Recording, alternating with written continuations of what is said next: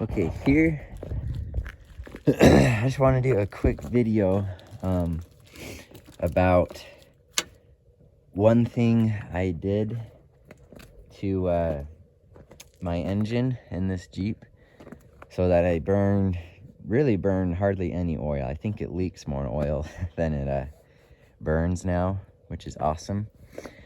And so I'll tell you the quick fix.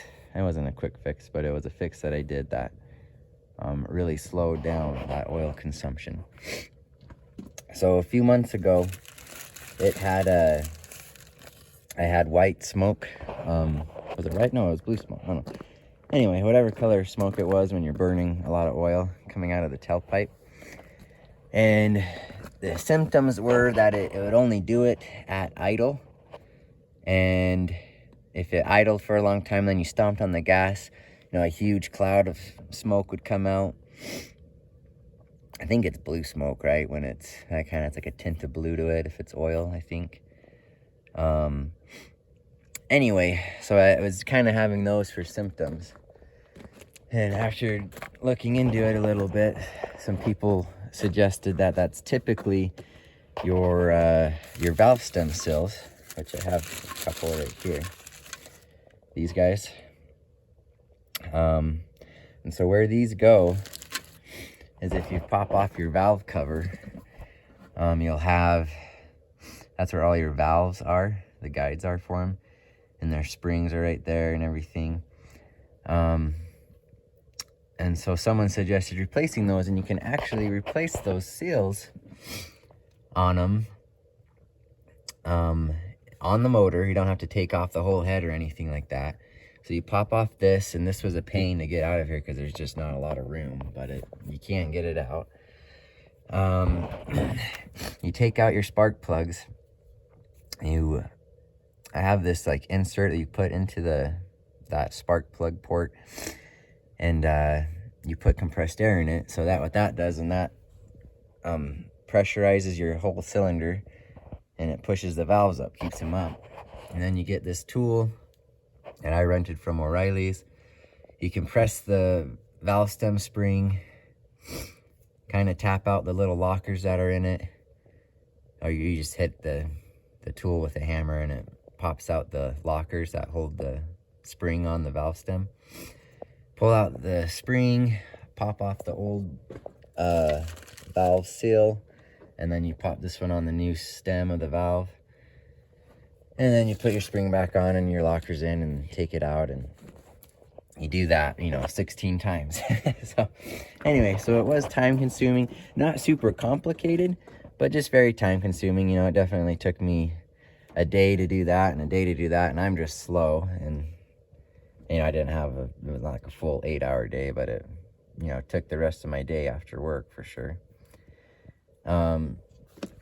Anyway, so it was a little bit of like, oh, I don't know if this is gonna work, I hope it works. And after driving it, probably 6 months later by now, the oil consumption in it is amazing. Like, it's hardly anything. And like I said earlier, I think it leaks more oil out than it actually burns. And one proof for that is we just took it to Colorado. So it was a 9-hour drive out there and a 9-hour drive back.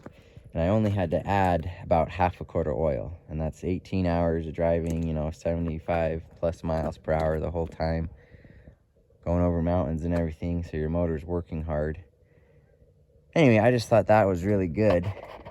And it really, compared to what I was adding like at least a quart after just 9 hours of driving. And then a quart after 9, like it was really consuming oil. But I'm pretty sure that was the main culprit. I mean, obviously this motor has 192,000 miles on it, and it's 28 years old. So it's gonna, I'm sure it, still consumes oil through other areas, but these were my main culprit for sure.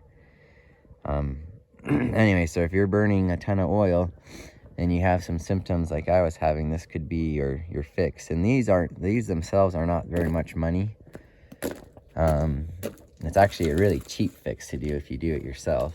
And I replaced like the gasket on the valve covers Anyway, so it's pretty cheap to do. It just is time consuming, but it was definitely worth it in my opinion. I'm really happy with how that turned out. So this is the part of the seal that will wear out due to the stem going up and down. And so that oil just finds its way in there, goes down, and then that's where it gets burnt, right there. The one I don't know if I mentioned, but the only one I couldn't get to due to lack of space to work was the last one right here. Or two. The last two right here on the last cylinder. I think it's like cylinder, I don't know, it's maybe 8 or something. That one I couldn't get to just because the tool was too tall. So with this in the way and everything, I couldn't. Yeah, it just wouldn't fit. So I wasn't able to do that one. My thoughts are there's another tool they make that it's more of a pry bar, kind of. Like you would pry it, use leverage on it. But you need space this way, and I couldn't do that because of my intake manifold.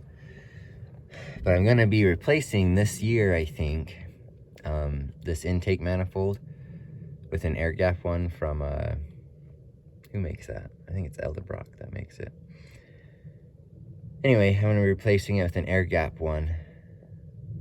And I'm thinking when I have this off, I might pop this off and get that tool that's more of a kind of a leverage bar and do those last two. And that's why I still have these two. So anyway, I don't know if I mentioned that, but all the other ones I could get to and access just fine. So